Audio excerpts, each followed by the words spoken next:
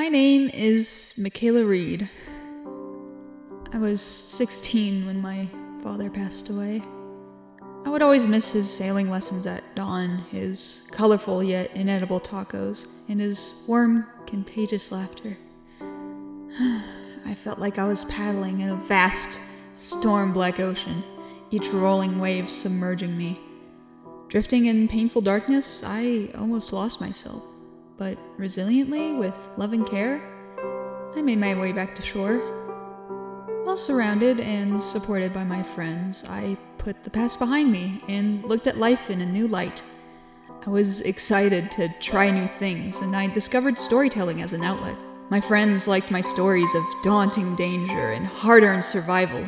I read horror stories more and more, saving the powerful, heart-pounding escapism it provided. Autumn became my favorite season, and I threw a grand production for Halloween every year, hosting all my friends for a thrilling night of horror stories, scary games, and homemade treats.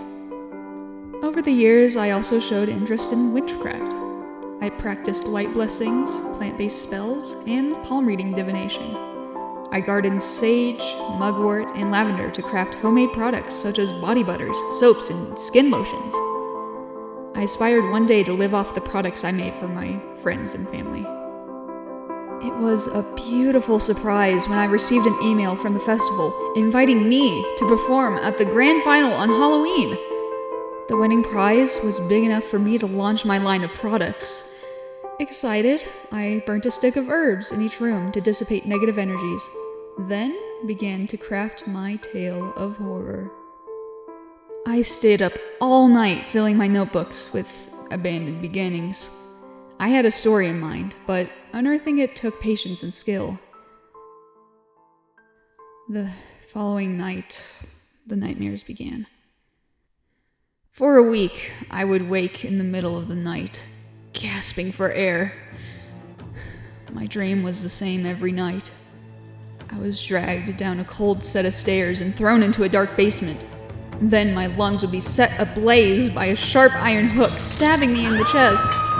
A dark figure would pull on the hook and hoist me from the ground slowly until the pain woke me. The more I finessed my Halloween tale, the darker my nightmares grew. As days passed, exhaustion, anxiety, and stress took a toll on me. Often distracted, my coffees at the Moonstone were rushed, acrid, or going to the wrong customer. I no longer blessed the coffee beans in the morning, nor looked for omens in the leftover coffee grains. My energy was low, and my magic felt drained. One day, I was in my room, being comforted by my best friend Julian. My fingers began to twitch, then my toes. Then Julian stared in shock as I slowly rose in the air, levitating over my bed. Panicked, he shook my shoulders to wake me, but stopped when I began to scream. He grabbed his phone to call an ambulance, but a powerful crash diverted his attention. He looked down the hallway and saw a large, spidery fang slam through the bathroom door. Amidst the commotion, I woke up. I saw the black, spidery fang shredding the bathroom door and jumped out of bed. I slammed my bathroom door shut and shouted at Julian to help me barricade the door. Before he could react, however, the power went out. The room was submerged in sudden darkness, and an eerie quietness followed. Julian and I ventured out of my bedroom carefully. The bathroom door looked intact, and there was no sign of anything abnormal. But Julian had recorded every sound.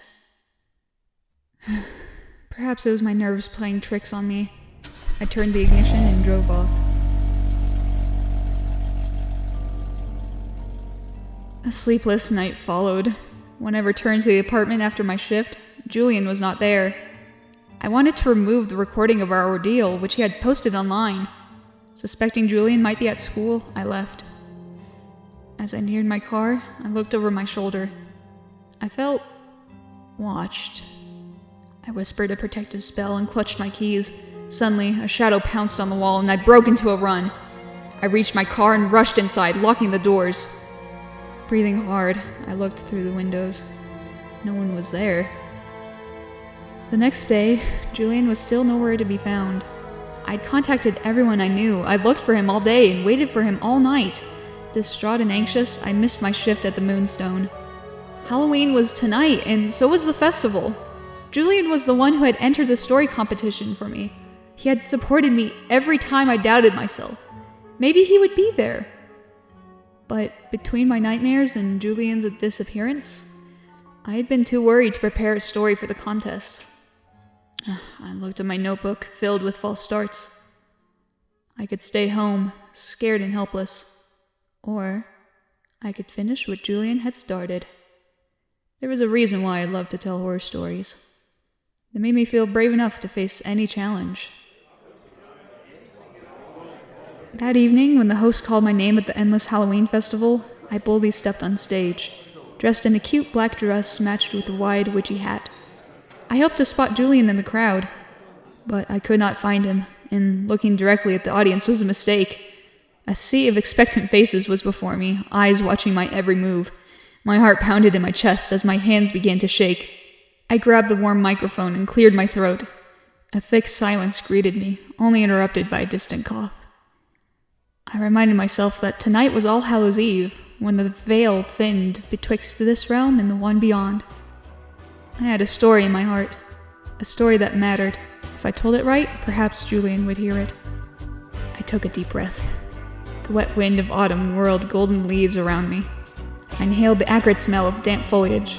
I swallowed the bitter aftertaste of coffee still on my tongue. Distant eyes cawed from an old oak tree. I closed my eyes. The crimson darkness under my eyelids turned darker. My heartbeat slowed. I exhaled deeply, my breath a puff of mist in the cold night air. Now, I felt awakened, refreshed for the first time in weeks, and ready to tell the tale of a lifetime. I spoke into the microphone in a deep, haunting voice. I narrated a tale of billowing winds on a cold autumn night, of a loyal friend disappearing before daylight, of forgotten victims hiding in the wings of darkness, of throbbing graves sealed with terrible secrets, and of the eternal night in the shadow of death. I pointed at the night sky and said that no darkness was truly beyond light. Even on this moonless night, the sky shined with long dead stars. A thick, black fog engulfed me, to the audience's amazement. And no one saw Mikaela Reid again.